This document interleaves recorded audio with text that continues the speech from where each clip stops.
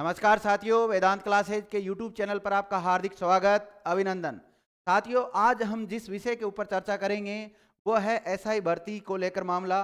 देखिए, अभी एसआई भर्ती 2021 की जो भर्ती है उसको लेकर काफ़ी विवाद चल रहा है और उसी दौरान जो सरकार है, आरपीएससी है, उसके द्वारा एक निर्णय लिया गया है।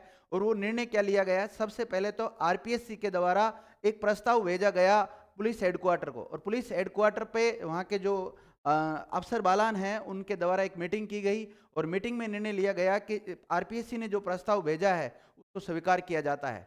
तो वो प्रस्ताव है क्या? हालांकि उसके ऊपर अभी जो सरकार है, हमारी राज्य सरकार, उसने सहमति नहीं दी है।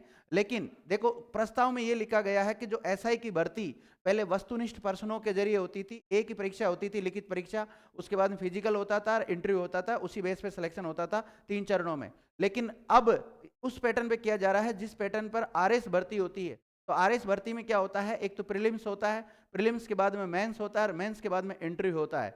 तो इस तरह से ये होगी। तो क्या विद्यार्थियों ये पैटर्न सही रहेगा या गलत है? तो आप तो एक तो कमेंट करके जरूर बताओ कि ये पैटर्न सही है, इसको करना चाहिए या नहीं करना चाहिए। और सरकार का मानना ये है या अधिकारियों का मानना ये है कि इससे जो पेपर आउट हो रहा है उसको रोका जा सकता है। तो मैं, मेरी व्यक्तिगत ओपिनियन ये है, आपको बता देता हूँ, आपके साथ साझा कर देता हूँ।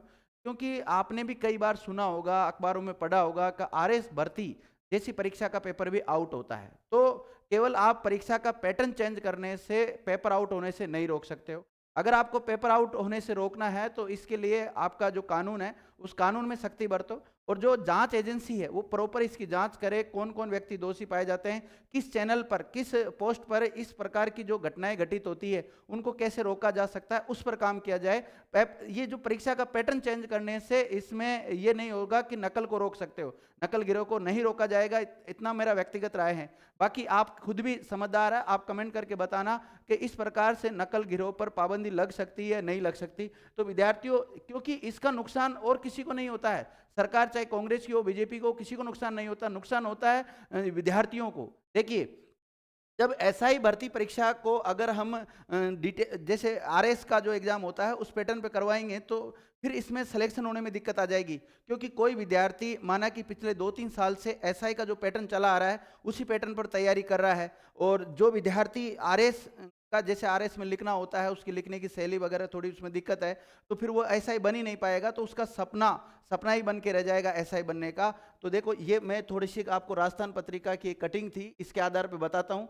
देखिए, अब आरएस परीक्षा से भर्ती होंगे थानेदार और नियमों में होगा बदलाव।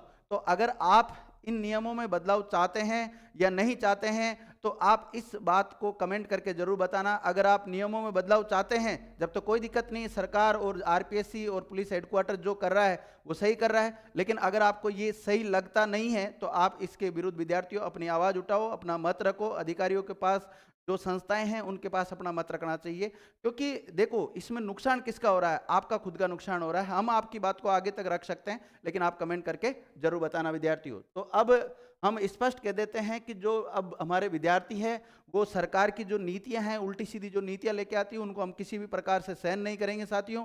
और आगे आपकी क्या राय है इस पे हम अलग से एक और लेक्चर लेके आएंगे, उस पर विस्तृत रूप से चर्चा करेंगे। ये तो सामान्यतः आपको एक सूचना पहुंचानी थी, इसलिए मैंने आपके लिए एक वीडियो बनाया छोटा सा, और ध्यान रखना इसका थोड़ा सा। ठीक है, ओके, थैंक यू।